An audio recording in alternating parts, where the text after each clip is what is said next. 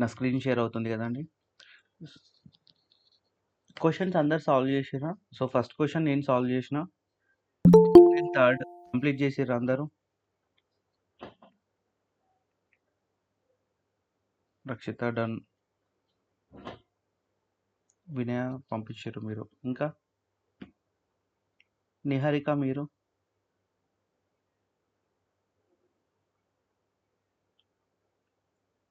చేయలేదా నిహారిక? దివ్య చేయలేదు, ఈరోజు చేస్తాను. కంప్లీట్ చేయండి. మీరు మొన్న లాస్ట్ క్లాస్లో లేరు కదా, రికార్డింగ్ కూడా పెట్టినా మీకు, ఒకసారి చూడండి, సాల్వ్ చేయండి. ఓకే ముఖేష్. ఓకే. కిరణ్ మీరు చేసిరా?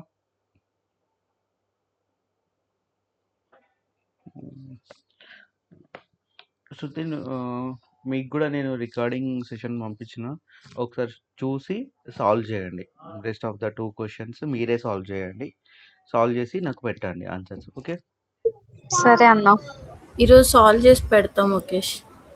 అక్క మర్చిపోకండి, కంపల్సరీ ఈరోజు చేసేయండి. ఓకే.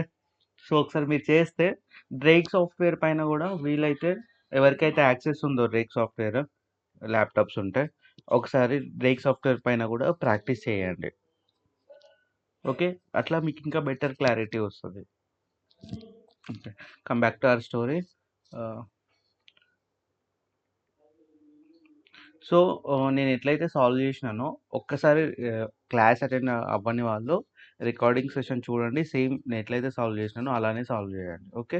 సో ఇక్కడ యాక్చువల్ ఎక్స్పెన్సెస్ మెథడ్లో కమింగ్ టు డిప్రిషియేషన్, ఒకవేళ మీకు పాసిబుల్ అయితే మీరే మాన్యువల్గా క్యాలిక్యులేట్ చేయండి. ఎందుకు మాన్యువల్గా క్యాలిక్యులేట్ చేయమంటున్నా అంటే, మీరు క్యాలిక్యులేట్ చేస్తే మీకు డిప్రిషియేషన్ కాన్సెప్ట్స్ కూడా రివిజన్ అవుతాయి ఇక్కడే. Okay. So try to calculate depreciation by yourself for both the actual expenses methods. Standard mileage రేట్లో సింప్లిఫైడ్ మెథడ్లో డిప్రిషియేషన్ క్యాలిక్యులేట్ చేయాల్సిన అవసరం ఉందా? No need. కాబట్టి అక్కడ వదిలేసేయండి. యాక్చువల్ ఎక్స్పెన్స్ మెథడ్లో మాత్రం మీరు కంపల్సరీ క్యాలిక్యులేట్ చేయండి. ఓకే.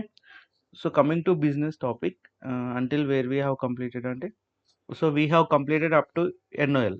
సో మన స్టోరీ ఏంటి, ఫస్ట్ నుంచి మనం ఏం చెప్పుకుంటున్నాం? So coming to business. So if a person is earning any income from business, he has to report it on schedule C. But schedule C ప్రతి business entity ఎవరైతే ఏ type of business income అయినా, ఎటువంటి business అయినా ఖచ్చితంగా schedule C పైనకి రావాలా? Exactly అండి, సోల్ ప్రొప్రైటర్స్ మాత్రమే ఇక్కడికి వస్తారు. సో మరి సోల్ ప్రొప్రైటర్స్ చేసే బిజినెస్ మాత్రమే ఇక్కడికి వస్తే rest of the business entities మరి ఎక్కడ రిపోర్ట్ చేయాల్సి ఉంటుంది? In their business returns. Exactly, business returns లో రిపోర్ట్ చేస్తే సరిపోతుంది. So coming to business returns, వాళ్ళని ఏమన్నామంటే, ఆ ఎంటిటీస్ ని మనం ఏమన్నాం? Pass through entities. కానీ except C Corp. C Corp is not a pass-through entity. Please try to understand. C Corp will pay its own taxes by its own. At the rate what tax rate అండి? 21% flat rate. Flat rate 21% కి C Corp తన taxes తనంతట తానే file చేస్తుంది, pay కూడా చేస్తుంది. But coming to other entities like S Corp కానీ, partnership, NGOs, trust and estates, ఇవన్నీ కూడా they won't pay taxes by its own, but they file some returns. What are the returns అండి? We call them informational returns. So ఈ returns file చేసి వాళ్ళు taxes ఏం కట్టారు. మరి ఈ బిజినెస్ కి కూడా గవర్నమెంట్ కి ట్యాక్సెస్ వెళ్ళాలి కదా, ఈ ఎంటిటీస్ కూడా ట్యాక్సెస్ పే చేయాలి కదా. మరి ఎవరు పే చేస్తారు? They passes Schedule K1 to their investors కి చెప్తారు, అరే బాబు నీ పార్ట్కి నువ్వు ట్యాక్స్ కట్టుకో. సో ఎవడి షేర్ ఆఫ్ ఓనర్షిప్ ఉంటుందో వాడి షేర్ ఆఫ్ ఓనర్షిప్ కి ఒక K1 వెళ్ళిపోతుంది వాళ్ళకి. సో వాడేం చేయాలా, తన ఇండివిజువల్ రిటర్న్ లో యాడ్ చేసుకోవాలా, that is on 1040. So individual returns లో 1040లో ఎక్కడ యాడ్ చేస్తారండి ఈ ఇన్వెస్టర్స్? ఏ ఫామ్ పైన రిపోర్ట్ చేయాలని చెప్పిన, the income which is coming from K1 should be reported on schedule ఈ. షెడ్యూల్ ఈ, ఎగ్జాక్ట్లీ షెడ్యూల్ ఈలో రిపోర్ట్ చేయాలి. Okay, so coming to, so this is the story of pass-through entities, but C Corp is not a pass-through entity. It will pay its own taxes at the flat rate 21%. Okay, so schedule C పైనకి వస్తే, yeah, we have seen like ఏ యాక్టివిటీని business activity అంటున్నాం, and we have seen like how to calculate net profit on schedule C. So how to calculate net profit on schedule C అండి? Business income minus business expenses. Minus business expenses, we will get net profit from schedule C. So on net profit, on this net profit, any type of taxes pay చేయాలండి? SST, MCT and additional MCT. No, net profit పైన ఏమేం taxes pay చేయాలి? Net adjusted earnings we have to calculate. Yeah, we have to calculate. So what is the tax we call అండి? SC tax. SC taxes. So income tax, SC tax రెండు pay చేయాలి. So SC taxes are reported on Schedule SC. SC. So దీని నుంచి వచ్చిన taxes అన్ని ఏ schedule కి వెళ్తాయి? 100% of the taxes additional Schedule schedule schedule 2 నుంచి మళ్ళీ మనకి taxes లో ఏమైనా డిడక్షన్ వస్తుందా? 50% deduction can be Yeah, 50% on adjustment to income on schedule 1. This is also. So coming to income tax is a different story. మనకు normal గా line 8 పైన schedule 1 కి వెళ్తుంది. షెడ్యూల్ సి నుంచి హౌ ద రిపోర్టింగ్ విల్, మనం schedule C పైన report చేస్తాం. Schedule C నుంచి షెడ్యూల్ 1 కి వెళ్తుంది. షెడ్యూల్ 1 నుంచి sorry line 10% line 8. Line. Okay, ఇదే కదండి ఫ్లో. సో మనం నెట్ ప్రాఫిట్ ఉన్నప్పుడు we have to check for this all these forms అండి. ఈ 6 ఫార్మ్స్, నాట్ 6, ఇది కామన్ కాబట్టి ఈ 5 form, sorry this is not a form, this is 1040 కాబట్టి ఎస్ఈ చూసుకోవాలి, 1 చూసుకోవాలి, 2 చూసుకోవాలి, షెడ్యూల్ సి చూసుకోవాలి. ఈ ఫార్మ్స్ అన్ని అవుట్పుట్లో వస్తాయి మనకి సాఫ్ట్వేర్లో ఎంటర్ చేస్తే. యా అండి, సో ఇక్కడ వరకు మనకు okay. So what is business income చూసినాం. బిజినెస్ ఎక్స్పెన్సెస్లో వాట్ ఆర్ ద లైక్ మనకి మెయిన్ ఇంపార్టెంట్ బిజినెస్ ఎక్స్పెన్సెస్ అన్ని చూసినాం. అయితే ప్రతిసారి బిజినెస్ ఇన్కమ్ నుంచి బిజినెస్ ఎక్స్పెన్సెస్ మైనస్ చేస్తే ప్రతిసారి నెట్ ప్రాఫిటే వస్తుందా? Sometimes net loss also. Net loss వస్తుంది.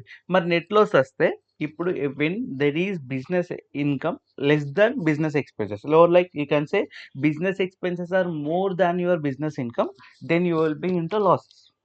సో కమింగ్ టు లాసెస్, ఈ లాసెస్ని మనం ఏమని పిలుస్తామండి? Net operating losses. Operating losses. So please understand అండి, నెట్ ఆపరేటింగ్ లాస్ ఎట్లా క్రియేట్ అవుతుంది అంటే, business loss is the major source for creating NOL. That is a source to create NOL. But ఇప్పుడు మనకి అక్కడ నెట్ లాస్ 100 ఉంది, net loss 100 ఉంది, we have another income of 200, W2 income of 200. ఇప్పుడు NOL generate అవుతుందా? No. So NOL ఎప్పుడు generate అవుతుంది అంటే, you don't have any other income to offset these losses. If you have any other income to offset this losses, NOL creation అవసరమే లేదు. ఎందుకంటే అక్కడే set of అయిపోతుంది కదా, మనకి ఇయరే క్లెయిమ్ చేసేసుకుంటున్నాం కదా. క్లియర్, కరెంట్ ఇయరే దాని సెట్ ఆఫ్ అనేది జరిగిపోతుంది. Because you have enough profits or enough incomes to set off this losses. If you don't have any income to set off these losses, then NOL is created. Getting my point? In the current year. So NOL is created and NOL can be carry forward For the next year. for the next year. How many years carry forward అవుతుందండి? Until Unlimited. Or you can say until it set off, it will keep on flowing to the future years. Clear? So unlimited number of years NOL carry forward అవుతుంది. అయితే ఎన్ఓఎల్ గురించి story ఏమనమంటే, so coming to TCJA is biggest tax reform అండి. So 2017లో when Trump came into power, వాడు ఏం చేసిండంటే టీసీజీఏ యాక్ట్ తీసుకొచ్చిండు. సో టీసీజీఏ యాక్ట్ ఎందుకు మనకి యాజ్ ఎ ట్యాక్స్ ప్రొఫెషనల్ మనకి ఎందుకు ఇంపార్టెంట్ అంటే, so this tax cuts and job act change lot of tax loss అండి. చాలా ట్యాక్స్ లాస్ మీద ఇంపాక్ట్ ఉంది దీనికి. ప్రతి దగ్గర టీసీజీఏ గురించి ఎందుకు మాట్లాడుతున్నా అంటే, చాలా రూల్స్ అనేది మార్చిండు అప్పుడు 2017లో. క్లియర్, 2017లో ఎన్ఓఎల్ గురించి కూడా ఏం మాట్లాడిండంటే, ఎన్ఓఎల్ స్టార్టింగ్లో ఇంతకుముందు ఎట్లా ఉంటుండే అంటే 100% క్యాన్ బి డిడక్టెడ్. ఎంత ఎంత ఎంత లాస్ ఉంటే ఇప్పుడు ఈ ఇయర్ లాస్ ఉంది.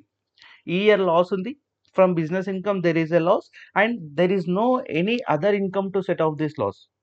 If there is no sufficient income to set off this loss, that will be NOL. NOL next ఇయర్కి వెళ్ళినప్పుడు ఏమవుతుందంటే before TCGA that will be deducted 100% in the future years. Direct next ఇయర్లో ఎంత loss ఉంటే అంత. For example let's take we're in current year and next year. So I'll give the data of current year. This is the next year. Current ఇయర్లో ఏమైందంటే వాడికి business income ఎంత ఉంది, 1 lakh ఉంది. కానీ బిజినెస్ ఎక్స్పెన్సెస్ ఎంత ఉందంటే 2 lakh ఉంది. వీడికి క్యాపిటల్ లాస్ వద్దు. లెట్ మీ టేక్ W2 ఎంత ఉందంటే 20K ఉంది. W2 ఎంత ఉంది, 20K ఉంది. అండ్ దీంతో పాటు INT ఉంది, 30K ఉంది. So is there any chance of creating NOL year? Yes. How much is the NOL created year? 50K. 50K NOL is created this year. If for example, if before TCGA ఏం జరుగుతుందంటే 2017 కన్నా ముందు loss ఎట్లా ఉంటాయంటే, for example వీడికి next year ఏమైందంటే ఈ 50,000 losses been carry over to next ఇయర్కి వెళ్ళిపోయింది. నెక్స్ట్ ఇయర్లో వీడి దగ్గర ఏముందంటే W2 ఉంది. For example W2 let's say 1 lakh ఉంది. And he has a business income. For example business income వీడికి డైరెక్ట్ నెట్ ప్రాఫిట్ తీసుకుంటున్నా అండి. నెట్ ప్రాఫిట్ 2 lakh ఉంది. 2 lakh ఉంటే directly what is the taxable income? ఈ కేసులో వీడికి ఎంత ట్యాక్సబుల్ ఇన్కమ్ వస్తుంది అంటే ఈ 3 lakh లెస్ NOL ఎంత డిడక్ట్ అవుతుంది? 50,000. 50,000 ఎంటైర్ డిడక్ట్ అవుతుందండి. సో వాడి ట్యాక్సబుల్ ఇన్కమ్ ఎంత అవుతుంది? 2,50,000 వాడి యొక్క ట్యాక్సబుల్ ఇన్కమ్ అవుతుంది. Because you can see NOL is deducted 100%.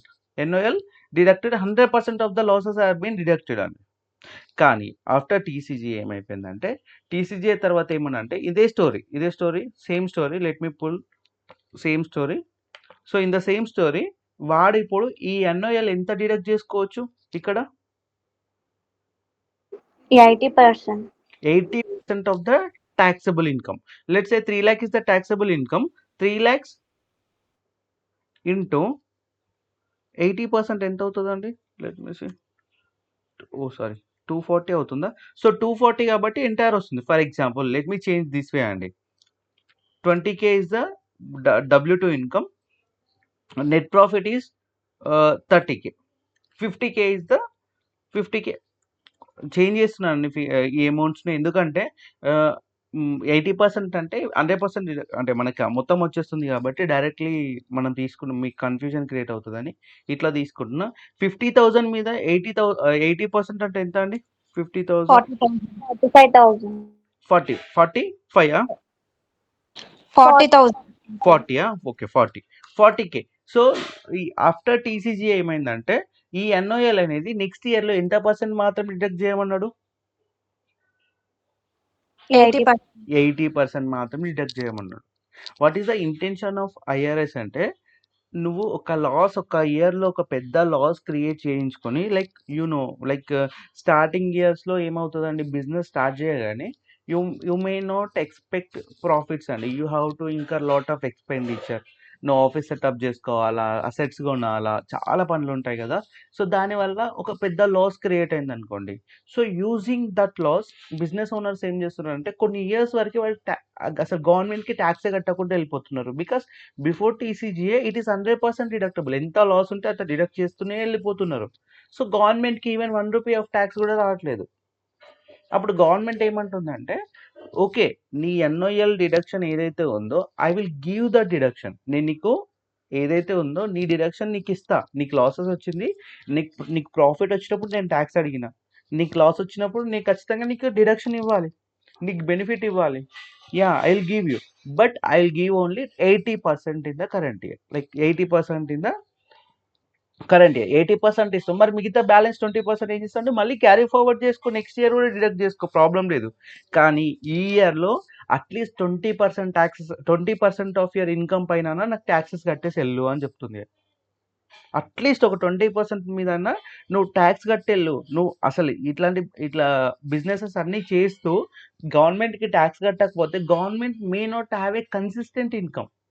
Constant income ఉండదు గవర్నమెంట్ దగ్గర. కాన్స్టెంట్ ఇన్‌కమ్ లేనప్పుడు it cannot make it cannot it is very difficult to make the governance. Administration చాలా ఇబ్బంది అవుతది. So government said okay annual deduction తీసుకో but not at one go 100% తీసుకోకు. Do one thing 80% deduct చేస్తూ వెళ్ళు until unlimited number of years. ఇంతకుముందు ఏముండే అంటే before TCJA this loss can be carry forward only up to 20 years. 20 years తర్వాత నీకు ఒకవేళ లాసెస్ లేకపోతే ఈ 50,000 ఏమవుతుండే వైప్ అవుట్ అవుతుండే. You cannot claim the deduction again. 20 years వరకు క్యారీ ఫార్వర్డ్ అవుతుండే. ఎన్ని ఇయర్స్? 20 ఇయర్స్ వరకు క్యారీ ఫార్వర్డ్ అవుతుండే. And carry back. What is this carry back? Carry back ఏంటంటే let me take this example, same example. అయితే current year ఇది, previous year తీసుకుంటాం. Previous year నీకు ఏమైందంటే you had only W2 that is of 1 lakh. So only 1 lakh ఉంది కాబట్టి నీ taxable వేరే ఇన్కమ్ ఏం లేదు వాడికి. What is your taxable income? 1 lakh. For example if the tax rate is 10%, వాడు ఎంత ట్యాక్సెస్ కడతాడు? 10,000. 10,000 ట్యాక్సెస్ కట్టిండండి. ట్యాక్స్ అమౌంట్ ఎంత పే చేసిండు? 10K ట్యాక్స్ పే చేసిండు. అయితే what happened in the next year అంటే ఏమైంది? వాడికి 50,000 లాసెస్ వచ్చింది. 50,000 లాసెస్ వచ్చింది. బిఫోర్ టీసీజే ఈ ఎన్ఓఎల్ అనేది it can be carried back 2 years. It can be carried back 2 years. What is the meaning of carry back అంటే 2 years వరకు మనం వెనక్కి తీసుకెళ్ళొచ్చు. అయితే వీడు ఏం చేస్తున్నాడంటే కరెంట్ ఇయర్లో ఆల్రెడీ ఇప్పుడు చూసిండు 50,000 లాసెస్ వచ్చింది కదా. ఈ 50,000 లాసెస్ని ఈ రిటర్న్ ఏదైతే ఫైల్ చేసిండో దీన్ని మొత్తం అమెండ్ చేసిండు. అమెండ్ అంటే you can make corrections. You are changing the return. You are making a corrected return again. మళ్ళీ కరెక్టెడ్ రిటర్న్ ఎట్లా చేస్తున్నాడు అంటే సి అండి ఇక్కడ ఏం చేస్తుందంటే ఇది already file return, original return already file అయిపోయింది. 10,000 కట్టేసింది ఐఆర్ఎస్కి కట్టి ఇప్పుడు is filing amended return. What is the form to file amended return? 1040X.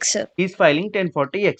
This ఇయర్లో మళ్ళీ పోయిన సంవత్సరంకి 1040X ఫైల్ చేస్తున్నాడు. ఎట్లా చేస్తున్నాడు అంటే W2 1 lakh షో చేసిండు. నెక్స్ట్ ఎన్ఓఎల్ చూపించిండు. ఎన్ఓఎల్ ఎంత? 50K. సారీ అది ఫార్ములా తీసుకుంటుంది.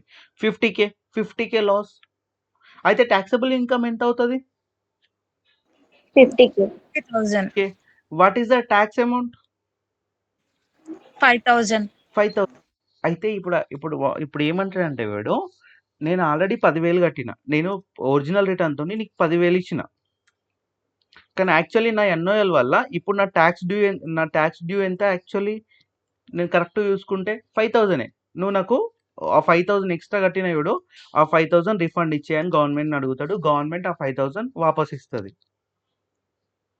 Some people do this kind of carry backs చేసుకొని ప్రియర్ ఇయర్లో ఎక్కువ ట్యాక్సెస్ కట్టుంటే ఆ బెనిఫిట్ని యూజ్ చేసుకుంటారు. మళ్ళీ అమెండెడ్ రిటర్న్ ఫైల్ చేసుకొని they will get that refund amount. That is the meaning of carry back. So sometimes some deduction, some credits may have carry back rules. Using that carry back rules, the taxpayer can revisit his prior year returns and can claim some refunds or claim some benefits on that. That is possible. That IRS only allows this kind of system. IRS చెప్పింది పోయి carry back చేసుకో అని. నేను చూసుకుంటాను, నా last 2 years చూసుకుంటా. ఒకవేళ నా లాస్ట్ 2 yearsలో ఈ లాస్ వల్ల నాకేమైనా బెనిఫిట్ వస్తుంది, నాకేమైనా రిఫండ్ వస్తుంది అంటే పోయి అమెండెడ్ రిటర్న్ ఫైల్ చేసి 1040X ఫైల్ చేసి నేను మళ్ళీ రిఫండ్ అడుగుతా గవర్నమెంట్ని. Getting my point? This kind of thing ఇండియాలో చూడం, but in US it is possible. Even government allow you to do this kind of practices. Getting my point? That is the meaning of carry back. But after TCGA తర్వాత ఏమన్నారంటే carry back అనే కాన్సెప్టే లేదు, అసలు carry బ్యాకే వద్దు. ఇంతకుముందు మనం ఏమనుకున్నాం? 2 years carry back, 20 years carry forward before TCGA. But after TCGA NOL can be carry forward indefinitely. అంటే అన్లిమిటెడ్ నెంబర్ ఆఫ్ ఇయర్స్ తీసుకపో. నువ్వు ఎన్ని ఇయర్స్ వరకు తీసుకెళ్తావో, ఎన్ని ఇయర్స్ వరకు నీ లాస్ సెట్ అప్ అవ్వదో అన్ని ఇయర్స్ వరకు ఎన్యువల్లీ క్యారీ ఫార్వర్డ్ చేస్తూనే ఉండు. But the thing is you can deduct only 80% of the taxable income. Getting my point? So ఇంతకుముందు క్యారీ బ్యాక్ ఉండే కదా, మరి టీసీజే తర్వాత క్యారీ బ్యాక్ ఉందా 2 ఇయర్స్ కాన్సెప్ట్ అంటే నో. కానీ కొన్ని ఫార్మింగ్ బిజినెసెస్కి మాత్రం సో సపరేట్గా వాడు ఇచ్చిండు, ఇంకా ఉంచిండు. ఓన్లీ ఫార్మింగ్ బిజినెసెస్, అగ్రికల్చర్ చేస్తారు కదండి, అగ్రికల్చర్ వాళ్ళు కూడా so they have to report their income on schedule F. Farming business they have to report their income on schedule F. Schedule C లాగానే ఉంటుంది, బట్ ఫార్మింగ్ వాళ్ళకి కొంచెం డిఫరెంట్ టైప్ ఆఫ్ రూల్స్ ఉంటాయి. వాళ్ళు కూడా షెడ్యూల్ ఎఫ్ నుంచి కూడా NOL create అవ్వచ్చు. Not only business income, schedule F కూడా ఎన్ఓఎల్ క్రియేట్ చేస్తుంది. Okay, so please understand the concept of NOL అండి. మీరు షెడ్యూల్ ఎఫ్ కూడా జనరేట్ చేయొచ్చు, because business farming income minus farming expenses చేసినప్పుడు నీకు లాస్ కూడా రావచ్చు కదా, అది కూడా ఎన్ఓఎల్ క్రియేట్ చేస్తే ఎన్ఓఎల్ సేమ్ ఇట్లానే ఉంటుంది. బట్ ఫార్మింగ్ వాళ్ళకి మాత్రం క్యారీ బ్యాక్ ఇంకా ఉంచిండు. వాళ్ళకి నెంబర్ ఆఫ్ ఇయర్స్ 5 ఇయర్స్ అనుకుంటా వాడు ఇంకా ఉంచిండు, కానీ జనరల్ బిజినెసెస్కి క్యారీ బ్యాక్ తీసేసిండు. ఓకే, క్లియర్ కదండి? So what is the form to report NOL అంటే form 172. What is the form to report NOL? Form 172 రీసెంట్గానే నోటిఫై అయింది ఆ ఫామ్. ఆ ఫామ్ని యూజ్ చేసుకొని you can report your NOL. Okay, NOL calculation అంతా 172 పైన జరుగుతుంది. సెకండ్. ఓకే అండి, యా. సో ఎన్ఓఎల్ క్లియర్ కదండి? ఎవరికైనా ఎన్ఓఎల్లో డౌట్ ఉందా? ఎన్ఓఎల్ అనేది ఎక్కడ రిపోర్ట్ అవుతుంది అంటే whatever the losses you are deducting for the current year that is deducted on schedule 1. Schedule 1 పైన షెడ్యూల్ 1 టైటిల్ ఏంటండి? Additional and adjustment income. Additional income, adjustments to income. మీరు ఇక్కడ చూస్తే ఆన్ లైన్ నెంబర్ 8 అదర్ ఇన్కమ్లో 8Aలో you can see net operating loss. ఇది మైనస్లో ఉంది. Please understand that is not income, that is reducing your income. If I put any income in minus that will reduce ఓవరాల్గా for example if you have for example this year you have a rental income of 1 lakh. If I put NOL, last year నాకు NOL 1 lakh వచ్చిందండి. Last year 1 lakh వచ్చింది ఎన్ఓఎల్. నాకున్న ఈ year ఉన్న income 1 lakh. నేను ఎంతవరకు deduct చేసుకోవచ్చు ఇక్కడ? 80,000. So if I put this in the brackets that means minus. మరి మైనస్ అయితే నా టోటల్ అడిషనల్ ఇన్కమ్ ఎంత అవుతుంది? ఎంత అవుతుందండి? 20,000. 20,000. That means my NOL is reducing this income, reducing the income. Clear? This is in minus అండి, that is in brackets, అంటే అది మైనస్లో ఉంది కాబట్టి that will reduce your taxable income. Getting my point? That will be deducted on schedule 1, annual deducted on schedule 1. Clear? What is the reporting form for NOL ante 172. Let me open Drake.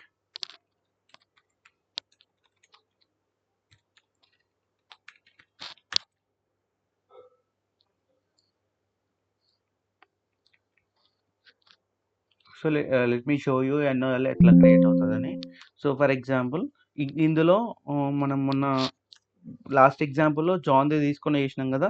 For example వీటి దగ్గర నాకు తెలిసి 1 lakh అని ఇట్లా గుర్తుంది. For example if is advertising cost is let's for example I'm taking 2,50,000.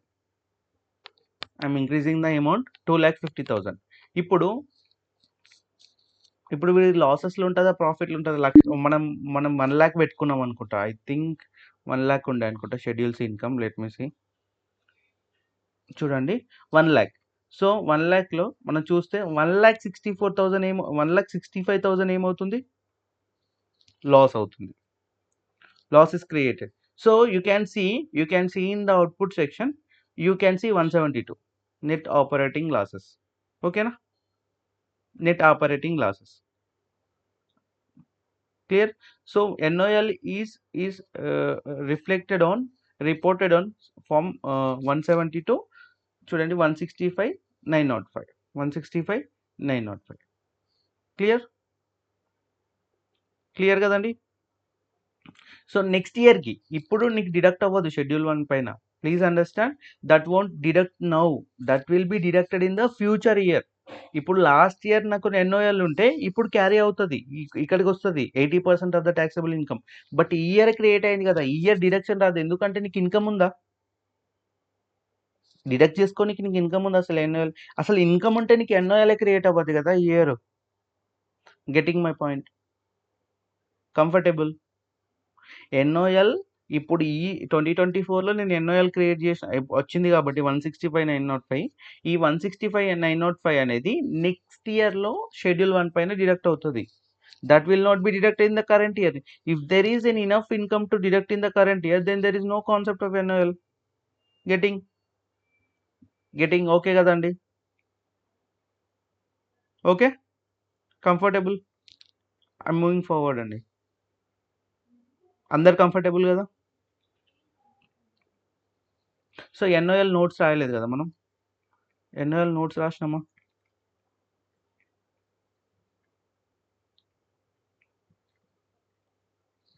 నా voice వినిపిస్తుందా? Any issue from my end? Excuse me. వినిపిస్తుంది sir. Okay, thanks for the confirmation. So let me NOL నేను notes రాయిస్తాను. So before that will start discussing about QBID. What is this QBID? అసలు ఎందుకు ఈ QBID? QBID stands for qualified business income deduction. QBID stands for qualified business income deduction. So what is this deduction? So let me see 1040. So వీలైతే 1040 daily ఒక్కసారన్నా చూడండి. So that will improve your understanding అండి. Okay, so let me show you this 1040లో we have completed up to line 8 దాకా వచ్చినాం. Line 8లో we need to see some more income. Schedule C చూసినాం, schedule E కూడా చూడాల్సి వస్తుంది. Okay, after this income total income, this will line 1 to line 8 ఏమవుతుంది అంటే లైన్ 9లో టోటల్ ఇన్కమ్గా ఫామ్ అవుతుంది.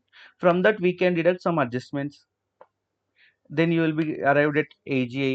From AGI you can deduct some deductions. You can reduce some deductions. What are the deduction I can reduce out of my AGI? First thing is, so you can see 12th thing and 12th line speaks about standard deduction or itemized deduction. So apart from the standard or itemized deduction, you may able to deduct some other deduction called qualified business income deduction form 8995 or 8995A. ఇక్కడ చూస్తే you will be getting along with the standard deduction you will be able to deduct another amount, that is QBID. Clear? Line 13A. So according to new form 2025 form, that is 13A. ఇంతకుముందు 13AB లేదు. ఇక్కడ కొత్త thing ఏంటంటే you can see this additional deductions form schedule 1A. నేను income tax ఫార్ములాలో కూడా ఇది రాయించలేదు, ఎందుకంటే అప్పటికి ఫామ్ నోటిఫై అవ్వలేదు, కొత్త రూల్స్ రాలేవు ఇంకా అప్పటికి క్లారిటీగా, ఫామ్ కూడా నోటిఫై అవ్వాలి. బట్ షెడ్యూల్ 1A అనే కొత్త ఫామ్ వచ్చింది బై ఎందుకు ఈ OB3 అంటున్నాం షార్ట్కట్లో, OBBB యాక్ట్ అని వచ్చింది, వన్ బిగ్ బ్యూటిఫుల్ బిల్ అని. యాక్ట్ ద్వారా కొత్తగా ఫామ్ వచ్చింది, కొత్త డిడక్షన్స్ వచ్చినాయి, అడిషనల్ డిడక్షన్స్. ఓకే, సో దీని గురించి నేను లాస్ట్లో OB3 గురించి నేను క్లియర్గా మాట్లాడతా. సో లాస్ట్లో చేంజెస్ ఏం జరిగినాయి, ఎట్లాంటి చేంజెస్ జరిగినాయి, మన కొత్త ఫార్మ్స్ రిపోర్టింగ్ అవసరం అనేది దాని గురించి మాట్లాడతా. One class is enough for that. Just latest changes అవన్నీ. This is the latest change or latest amendment. Getting? So apart from this, yeah, if you can see on line 13 QBID. So మరి QBID గురించి ఎందుకు ఇక్కడ మాట్లాడుతున్నారు మీరు? అసలు business ఇన్కమ్లో ఎందుకు discussion వచ్చింది QBID గురించి అంటే, క్యూబిఐడి గురించి అంటే so why this deduction is important అంటే మనం ఏమనుకున్నామండి బిజినెసెస్ని 2 టైప్స్ డివైడ్ చేసిన నేను. So for my taxes I have divided into 2 types. నా అండర్స్టాండింగ్ బెటర్గా ఉండాలని నేను 2 టైప్స్గా నేను బైఫర్కేట్ చేసుకుంటున్నా. సో ఫస్ట్ది నేను ఏమన్నా అంటే సోల్ ప్రొప్రైటర్ అంటున్నా ఫస్ట్ వన్ని. ఇంకొకరిని ఏమన్నాం ఇంకా బిజినెసెస్ని ఏమన్నాం Pass through entities. Pass through entities అన్నాం. సో బిజినెస్ ఎంటిటీలో పాస్ త్రూ ఎంటిటీ కాకుండా ఇంకొక ఎంటిటీ ఉంది that is a different thing that is C corp. C corp వాడిని కూడా జనరల్లోనే పెట్టుకుందాం. సి కార్ప్ వాడిని కూడా జనరల్లోనే పెట్టుకుందాం. ఎందుకంటే వాడు వీళ్ళలాగా పాసింగ్ ఏం చేయట్లే కదా, K1s ఏం ఇష్యూ చేయట్లేదు సి కార్ప్ వాడి ట్యాక్సెస్ వాడు కట్టుకుంటున్నాడు. సోల్ ప్రొప్రైటర్ తన ట్యాక్సెస్ తాను కట్టుకున్నట్టు సి కార్ప్ వాడు కూడా అంతే కట్టుకుంటున్నాడు. వాడు ఏం వాళ్ళ ఇన్వెస్టర్స్కి షేర్ హోల్డర్స్కి ఏం పాస్ చేయట్లేదు. కానీ coming to other pass through entities అవి ఏం చేస్తున్నాయి పాస్ ఆన్ చేస్తున్నాయి. ఓకే, అయితే సి కార్ప్ని కొంచెంసేపు పక్కన పెడదాం. వీడిని పక్కన పెడితే ఏం జరుగుతుంది అంటే సోల్ ప్రొప్రైటర్ వాడు తన బిజినెస్ ఇన్కమ్ని ఎక్కడ రిపోర్ట్ చేస్తున్నాడు షెడ్యూల్ సి. షెడ్యూల్ సి పైన రిపోర్ట్ చేస్తున్నాడు. షెడ్యూల్ సి పైన నుంచి ఎక్కడికి ఫ్లో అవుతుంది Schedule 1. షెడ్యూల్ 1 నుంచి లైన్ 1048. లైన్ 8 1040 మీదకి వస్తుంది. 1040 మీద ఉన్న ట్యాక్స్ రేట్స్ ఏంటండి ordinary tax rates, qualified tax rates. So let us discuss about ordinary because qualified is only applicable for two items, two incomes, only two incomes. What are the two incomes that are exposed to qualified rates? Long term Exactly, long term inka, long term capital gains inka. Short term capital gain. No, short term or ordinary, not short term. Long term is correct inka.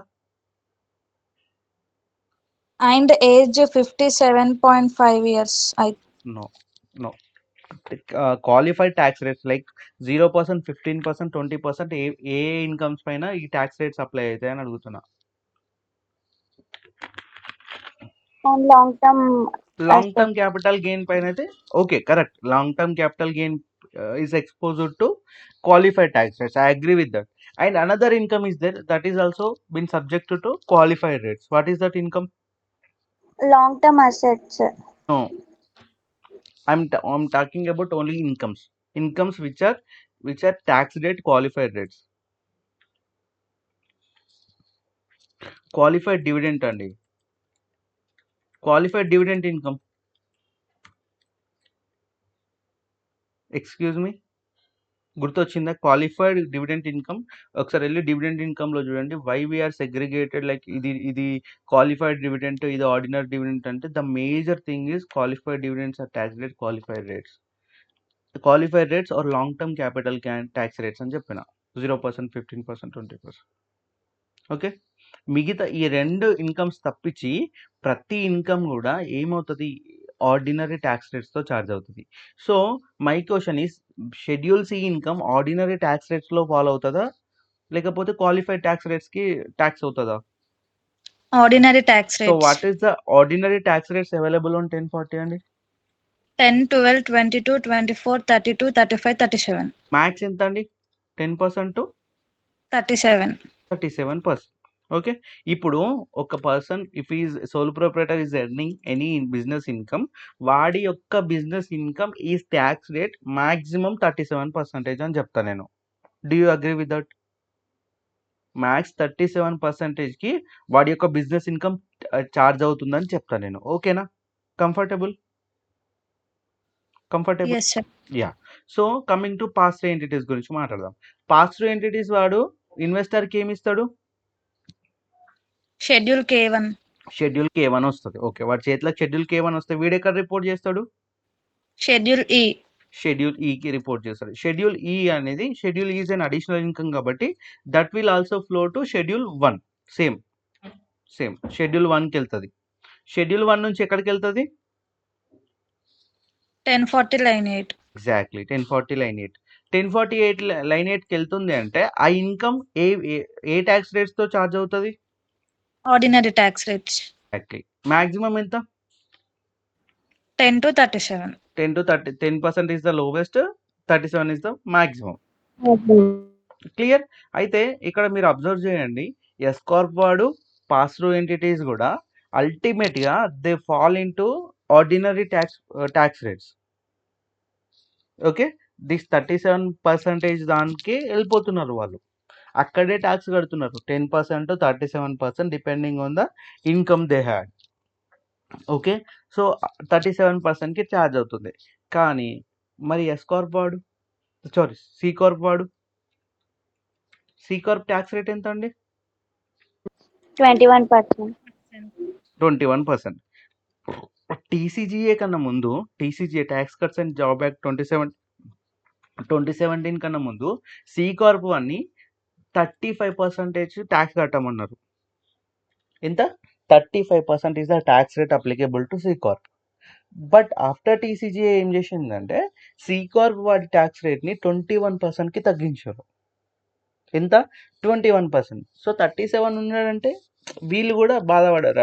Okay, మేము 31 కడుతున్నాం, వాడు 35 కడుతున్నాడు. Okay చలో 2%, కదా 2% కదా, పెద్ద ఫరక్ ఏం పడదు. బట్ ఇప్పుడు సి కార్ప్ వాడు ఎంత ట్యాక్స్ కడుతున్నాడు? 21%. 21%.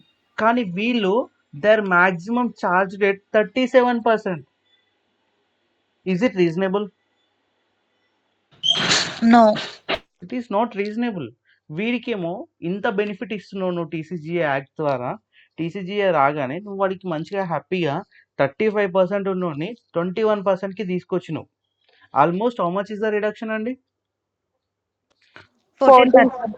14 14% ట్యాక్స్ రేట్ని తగ్గించినావు ఎట్ వన్ గో. ఒక్క సింగిల్ షాట్తోని 14%కి 14% తగ్గించినావు. అంటే ఇంత బిగ్ రిలీఫ్ ఇచ్చినావు సి కార్ప్ వాడికి.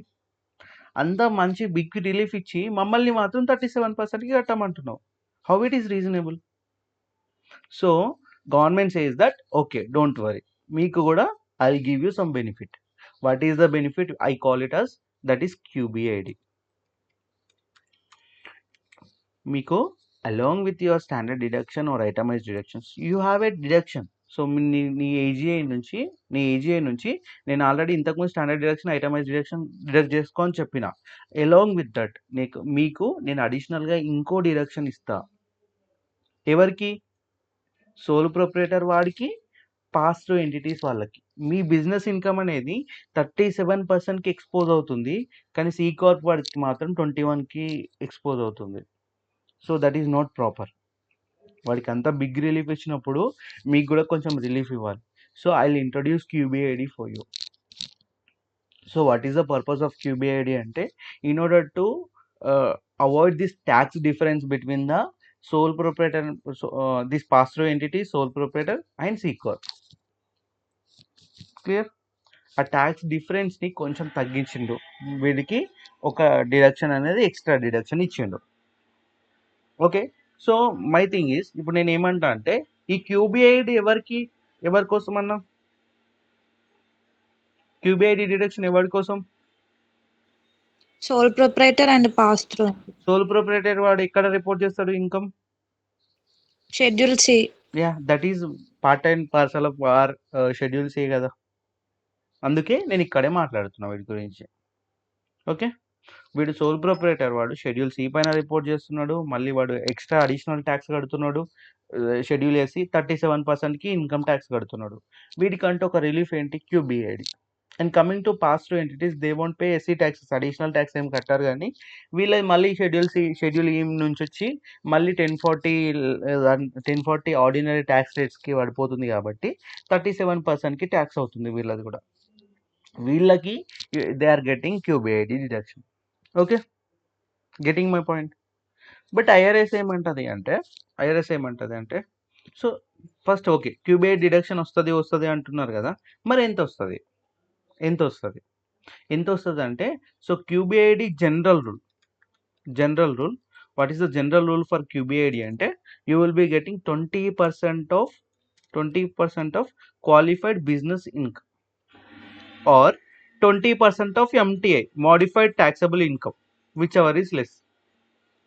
ఈ రెండు అమౌంట్లో ఏది తక్కువగా ఉంటే ఆ amount you will be getting as a deduction. So దీంట్లో you will be getting lower of QBAD is equals to lower of 20% of QBA or 20% of MPA. So మీరు ఇక్కడ ఏమంటున్నారు 20% of QBA qualified business income. మరి qualified businesses ఏంటి అసలు? First నాకు qualified, so IRS use a word, ఇది directly business income deduction అనట్లే. That is directly not business income deduction. Please understand. ఈ యాడెడ్ సమ్ ఒక చిన్న వర్డ్ యాడ్ చేసి ఏంటి క్వాలిఫైడ్. అది ఖచ్చితంగా క్వాలిఫైడ్ అయి ఉండాలి. ఈ డిడక్షన్ కోసం there is a qualification. Simply qualification ఏంటంటే if you know the concept, like ఎందుకు ఇది ఇంట్రొడ్యూస్ చేసిన అని అర్థమైతే మనకి ఈజీగా అర్థమవుతాయండి. Which are the qualified business incomes అండి, క్వాలిఫైడ్ బిజినెసెస్ అండి. Simple, what are the qualified businesses అంటే అల్సే సోల్ ప్రొప్రైటర్ వాడిని క్వాలిఫైడ్ అంట, పాస్ టు ఎంటిటీస్ అన్నిటిని అంట.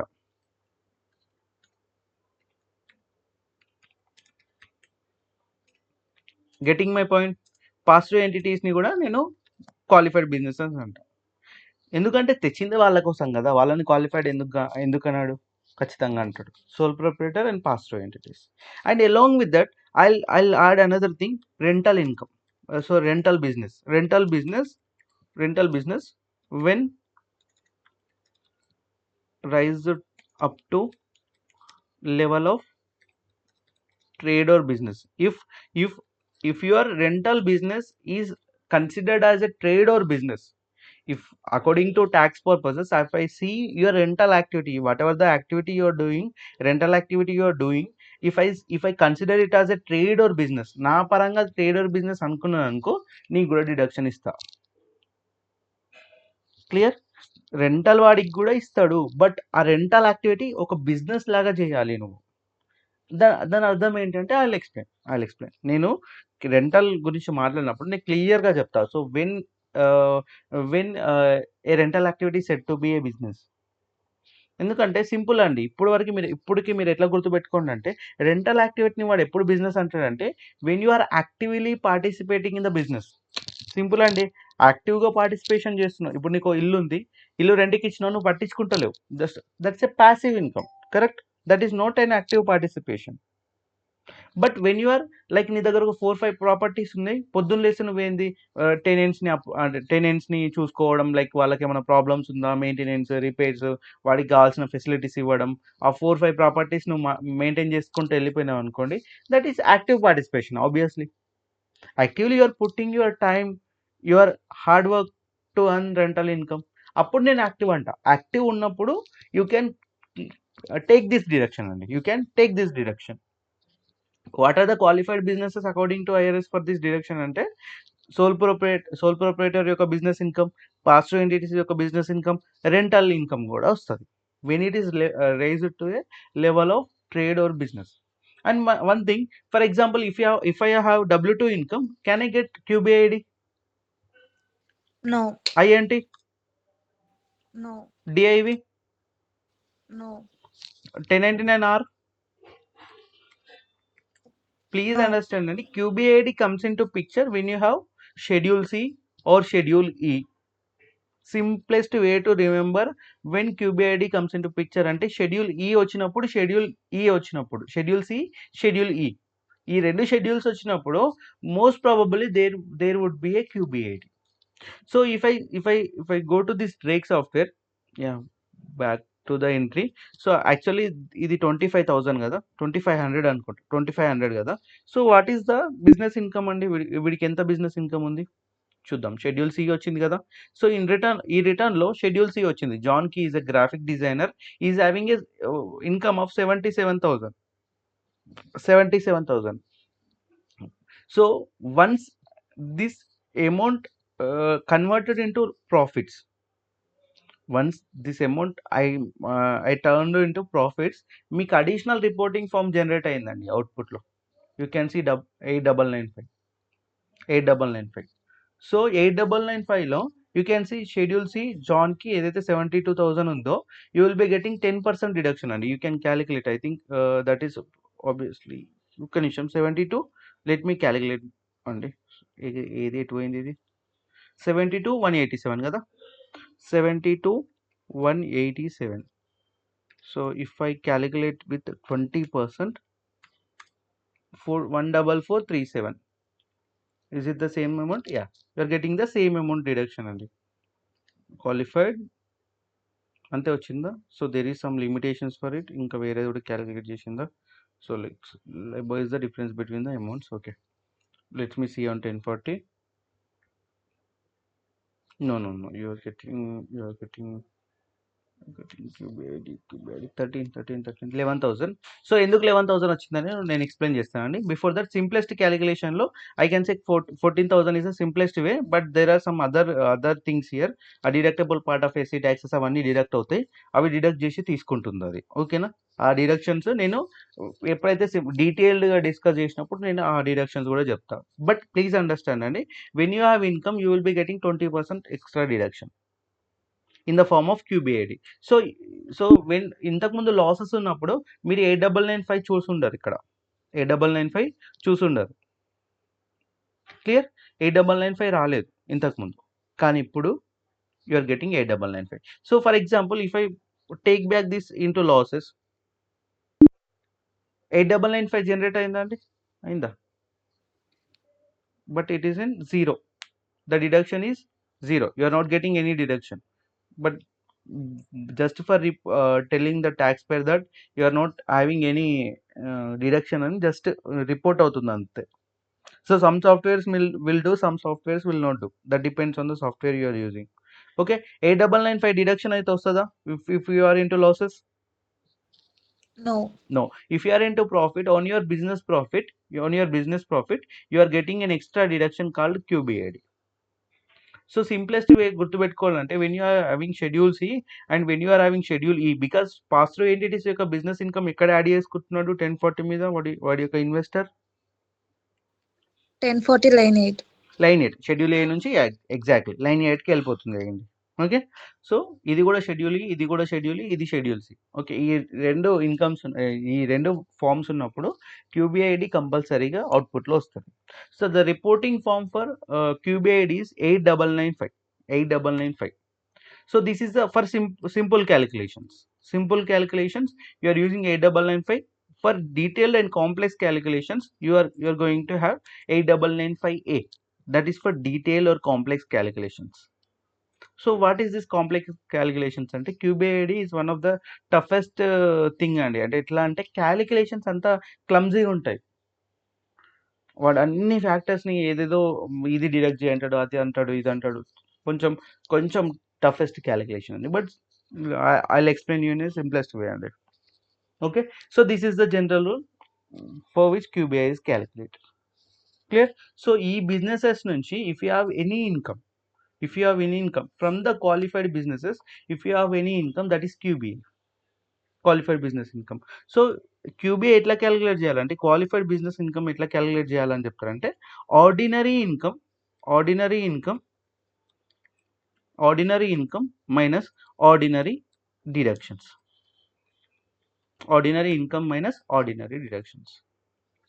Getting ordinary income minus ordinary deductions. So what is ordinary income ante, that is what is the mana schedule C income. Schedule E income is the ordinary income. Simplest way lo cheppalante, income from schedule C or schedule E. Income from sole proprietor businesses or income from pass-through entities, income from rental activities which is having active participation. Okay, that I'll call it as ordinary income. Okay, so coming to ordinary deductions, what are these ordinary deductions? What amounts to be deducted ante, you will say like ipudu let me show you, let me explain this flow andi. Flow ikkada manam intaku mundu maatladukunnam kada, ఇంతకు ముందు ఇక్కడ మాట్లాడుకున్నాం starting with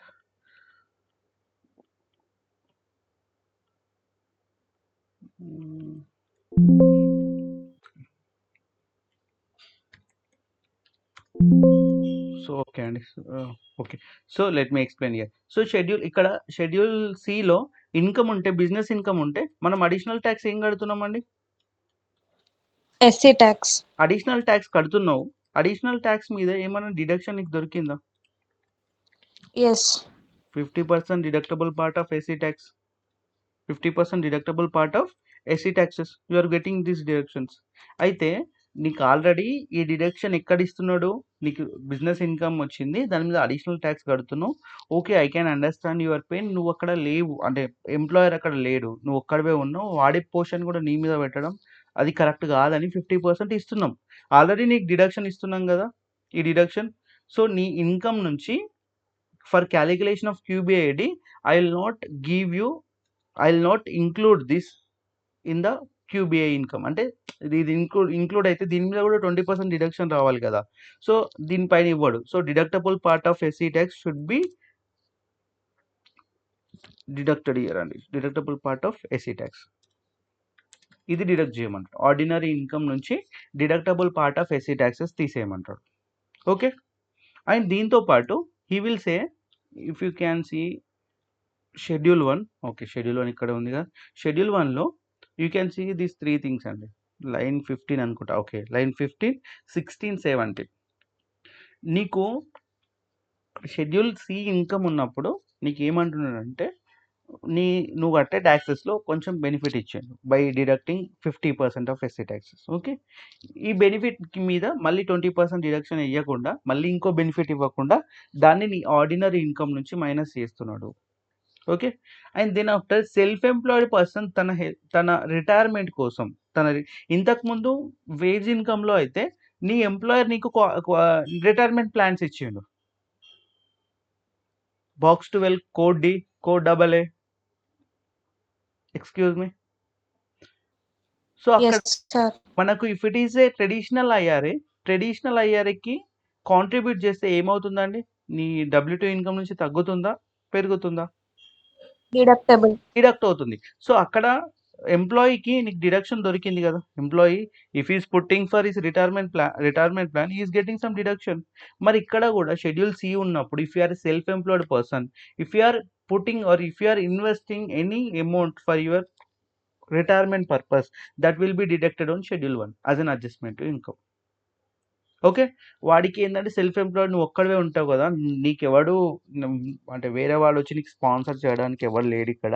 నువ్వు చేసుకున్నావు అనుకో, we are happy, నీకు adjustment income లాగా ఒక డిడక్షన్ కూడా ఇస్తా అని చెప్పింది IRS. So for calculating QBID, so first qualified business income కావాలి. Qualified business income is equals to ordinary income minus ordinary deductions. Ordinary income is nothing but Schedule C income or Schedule E income, the income which flows from Schedule C or Schedule E. Simply saying that is sole proprietor income, pass-through entities income or rental income which is having active participation. అయితే ordinary డిడక్షన్లో వీడు ఏమంటున్నాడంటే ordinary income నుంచి you have to deduct deductible part of SC tax, self employed, simple or qualified plans. Getting? And ఇంకోటి నేను schedule C పైన ఏం చెప్పిన అంటే, for example if an health insurance premium is paid for proprietor, మతలబ్ so for owner insurance schedule C పైన deduct అవుతుందా? కానీ అది షెడ్యూల్ 1 పైన డిడక్ట్ అవుతుంది. ఎంప్లాయీస్కి ఇన్సూరెన్స్ పే చేస్తే షెడ్యూల్ సి పైనకి వస్తుందా? ఎస్. ఓకేనా? కానీ పాపం వాడు తన హెల్త్ ఇన్సూరెన్స్ పైన ఇన్వెస్ట్ చేసుకుంటే వాడికి ఎటువంటి డిడక్షన్ ఇవ్వదంటే గవర్నమెంట్ ఇస్తుంది. గవర్నమెంట్ ఏమంటుంది అంటే నీ హెల్త్ పైన నువ్వు ఇన్వెస్ట్ చేసుకో, బికాస్ ఎంప్లాయీకి అక్కడ ఎంప్లాయర్ ఉన్నాడు, వాడి హెల్త్ ఇన్సూరెన్స్ కూడా ప్రొవైడ్ చేస్తున్నాడు, నీకు ఎవడు ప్రొవైడ్ చేయడు కదా, నీ హెల్త్ మీద నువ్వు ఇన్వెస్ట్ చేసుకో, put some amount in to your health insurance premium. So I give a deduction as an adjustment to income. అయితే ఫర్ ఆల్రెడీ షెడ్యూల్ సి వాడికి ఈ 3 బెనిఫిట్సే కదా అండి, ఈ 3 బెనిఫిట్సే కదా. వేరే వాళ్ళకి లేనివి వీడికి ఉన్నవి ఏంటంటే ఎక్స్ట్రా ఈ డిడక్షన్స్ ఎక్స్ట్రా ఇస్తున్నాడు, ఎక్స్ట్రా అడ్జస్ట్మెంట్స్ టు ఇన్కమ్ ఇస్తున్నాడు. ఓకే, సో మళ్ళీ ఇప్పుడు ఒకవేళ క్వాలిఫైడ్ బిజినెస్ ఇన్కమ్ అని తీసుకున్నాం అనుకోండి, డైరెక్ట్లీ క్యూబిఐ డిడక్షన్ నీకు ఎక్కువ అవుతుంది. Direct if I cannot deduct this amounts, IRS ఏమంటుందంటే ఆల్రెడీ ఈ అమౌంట్స్ మీద నీకు ఆల్రెడీ కొంచెం అంటే నీకు ఆల్రెడీ బెనిఫిట్ ఇస్తున్నా కదా, ఇవి క్యూబిఐడి క్యాలిక్యులేషన్ దాకా తీసుకురాక, ఎందుకంటే దీనికి ఆల్రెడీ నీకు బెనిఫిట్ వచ్చింది కదా, నీకు బెనిఫిట్ నీకు ఆల్రెడీ ఇక్కడ నీకు ఈ డిడక్షన్స్ ఇస్తున్నా కదా షెడ్యూల్ 1 పైన యాజ్ అన్ అడ్జస్ట్మెంట్ ఇన్కమ్. మళ్ళీ క్యూబిఐలో ఇంక్లూడ్ చేయకు, నీ బిజినెస్ ఇన్కమ్లో ఇంక్లూడ్ చేయకు. That has to be reduced from your business income. Getting my point? Excuse me, okay కదండి, కంఫర్టబుల్ కదా. సో ఆల్రెడీ నేను దీని మీద మీకు బెనిఫిట్ ఇచ్చిన కదా షెడ్యూల్ 1లో as an adjustment income.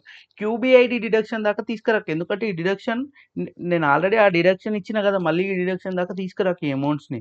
Already ఆ బెనిఫిట్ వచ్చింది కదా, ఇవన్నీ కూడా క్యూబీఐ నుంచి మైనస్ చేయి.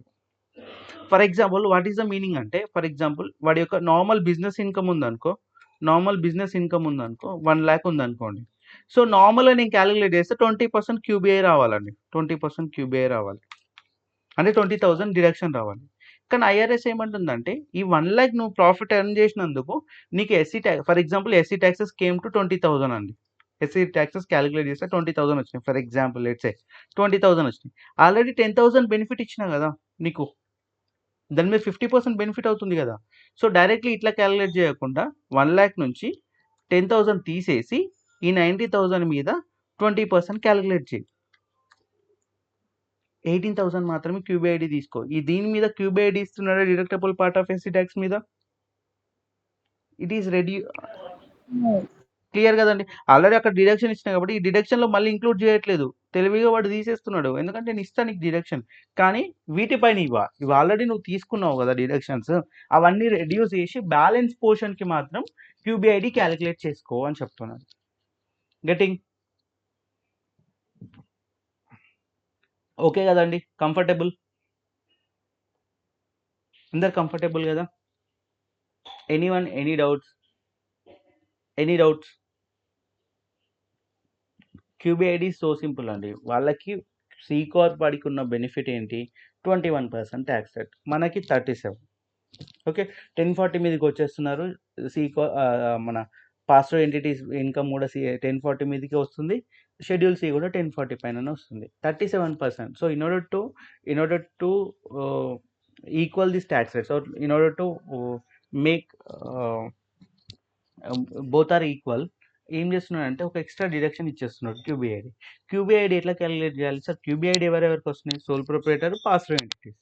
Along with that rental income కూడా ఎప్పుడైనా బిజినెస్ యాక్టివిటీ వాడిది యాక్టివ్ పార్టిసిపేషన్తో ఉంటే you will be getting rental, వాడికి కూడా you will be getting QBID. So QBID ఎట్లా క్యాలిక్యులేట్ చేయాలంటే, that has to be calculated on qualified business income. Qualified బిజినెసెస్లో ఏంటంటే మనకు తెలుసు already, sole proprietor, pass through entities, rental activities. Okay, qualified business income ఏంటి? What are the income arriving from schedule C and schedule ఈ, ఎందుకంటే ఇక్కడే ఉన్నాయి కదా ఇన్కమ్స్, ఇవన్నీ అక్కడే ఫ్లో చేస్తాం కదా. దీంట్లో నుంచి కొన్ని డిడక్షన్స్ కూడా తీసేయమంటున్నారు. ఏంటి అంటే, deductible part of SC tax, self employed retirement plans, self employed health insurance deduction, ఇవి తీసేస్తే the rest amount should be calculated by using this formula అండి. 20% of QBI, 20% of modified taxable income. Okay, clear? So you can see QBID is calculated on 1040 on line 13. So from your AGA, you can reduce standard deduction or itemized deduction. దాంతో పాటు QBID కూడా deduct చేసుకోవచ్చు.